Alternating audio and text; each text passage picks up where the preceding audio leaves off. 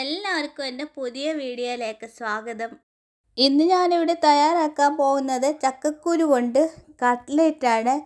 പോകാം വീഡിയോയിലേക്ക്. ചക്കക്കുരുവിൻ്റെ തൊലിയെല്ലാം കളഞ്ഞ് ചക്കക്കുരു ഉപ്പും മഞ്ഞളും ഇട്ട് കുക്കറിൽ 4 വിസിൽ കൊടുത്ത് വേവിച്ച് വെച്ചിരിക്കുന്നതാണ്. നന്നായിട്ട് വെന്തിട്ടുണ്ട്. അതുപോലെ തന്നെ 3 ഉരുളക്കിഴങ്ങ് കുക്കറിൽ 3 വിസിൽ കൊടുത്ത് ഉപ്പിട്ട് വേവിച്ചെടുത്തിട്ടുള്ളതാണ്.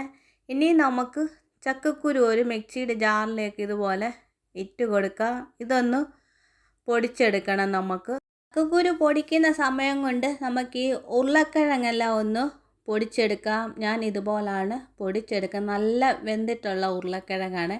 കൈകൊണ്ട് പൊടിച്ചാൽ മതി. ഞാൻ ഇപ്പോൾ ഇങ്ങനെയാണ് പൊടിച്ചെടുക്കുന്നത്. നമ്മൾ പൊടിച്ചെടുത്ത ചക്കക്കുരു ഈ ഉരുളക്കിഴങ്ങിനകത്തേക്ക് ഇട്ട് കൊടുക്കാം. ചക്കക്കുരു പൊടിച്ച് വരുമ്പോൾ ഒരു പശ പോലെ ഉണ്ട് കേട്ടോ. ഇതുപോലെ ഞാൻ 2 പ്രാവശ്യമായിട്ടാണ് പൊടിച്ചെടുത്തിട്ടുള്ളത്. ഇതും കൂടെ നമുക്കങ്ങ് ഇട്ട് കൊടുക്കാം. ഇനി നമുക്ക് ഇതിലേക്ക് ചേർക്കാനായിട്ട് കുറച്ച് ഉള്ളിയൊക്കെ വഴറ്റിയെടുക്കണം. അതിനു വേണ്ടി ഞാനൊരു പാൻ അടുപ്പിലേക്ക് വെച്ച് കൊടുക്കുകയാണ്.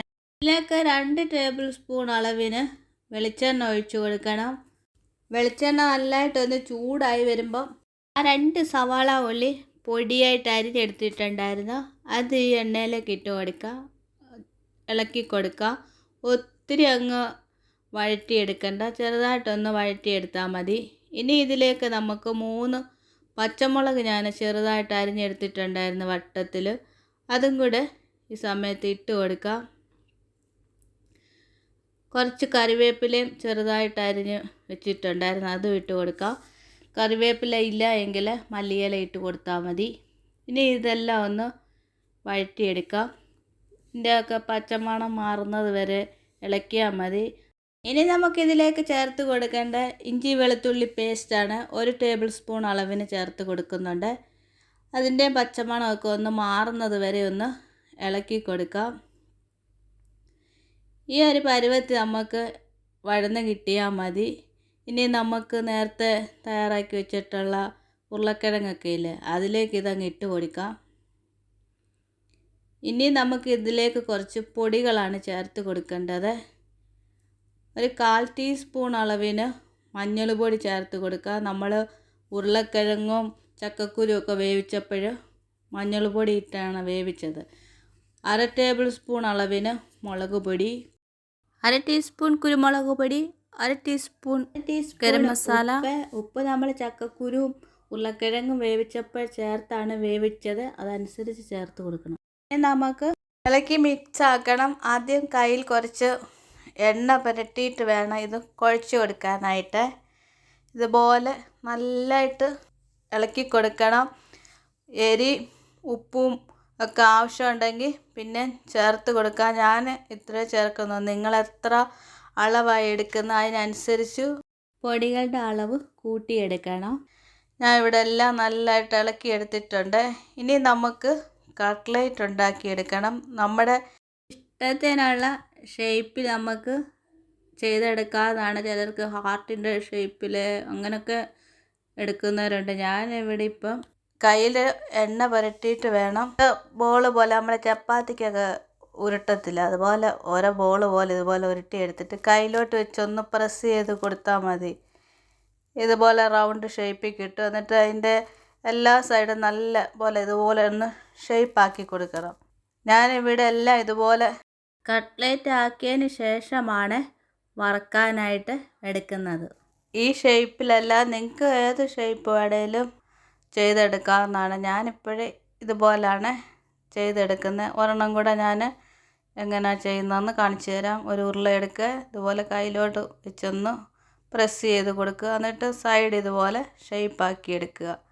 ഇവിടെ നാട്ടിൽ ചക്കക്കൂരിൻ്റെ സീസണാണ്. എല്ലാവരും ഒന്ന് തയ്യാറാക്കി നോക്കുക. നമ്മളെ വീട്ടിലുള്ള സാധനങ്ങൾ വെച്ചാണ് ഇത് തയ്യാറാക്കുന്നത്.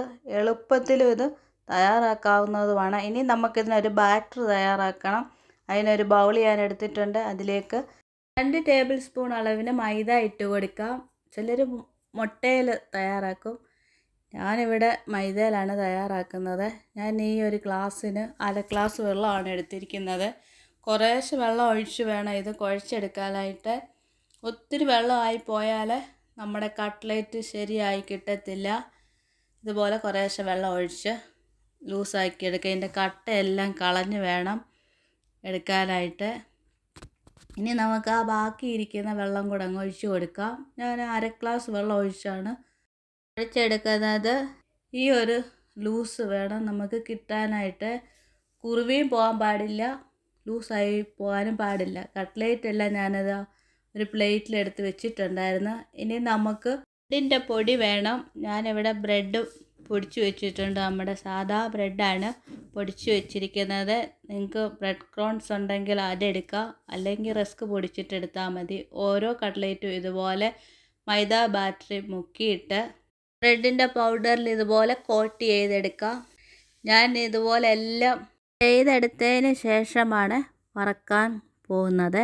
ഇരിക്കുന്നതും ഇതുപോലെ മൈദ ബാറ്ററി മുക്കുക, ബ്രെഡിൻ്റെ പൗഡറിൽ ഇതുപോലെ കോട്ട് ചെയ്തെടുക്കുക. ബാക്കിയിരിക്കുന്നതും ഇതുപോലെ നമുക്ക് ചെയ്തെടുക്കാവുന്നതാണ്. ഇനി നമുക്കിത് വറുത്തെടുക്കാനായിട്ട് ഒരു പാൻ അടുപ്പിലേക്ക് വെച്ച് കൊടുക്കാം.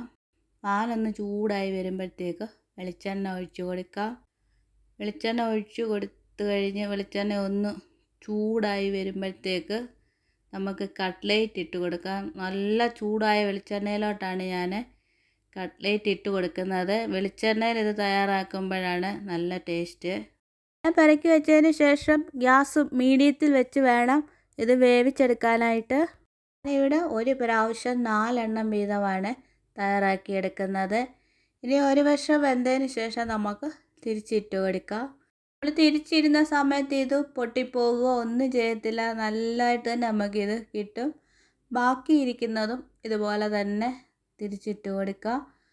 അഥവാ വെന്തില്ല എങ്കിൽ പിന്നെ നമുക്ക് ഈ എണ്ണയിൽ തിരിച്ചും മറിച്ചുമൊക്കെ ഇട്ട് വേവിച്ചെടുക്കാവുന്നതാണ്.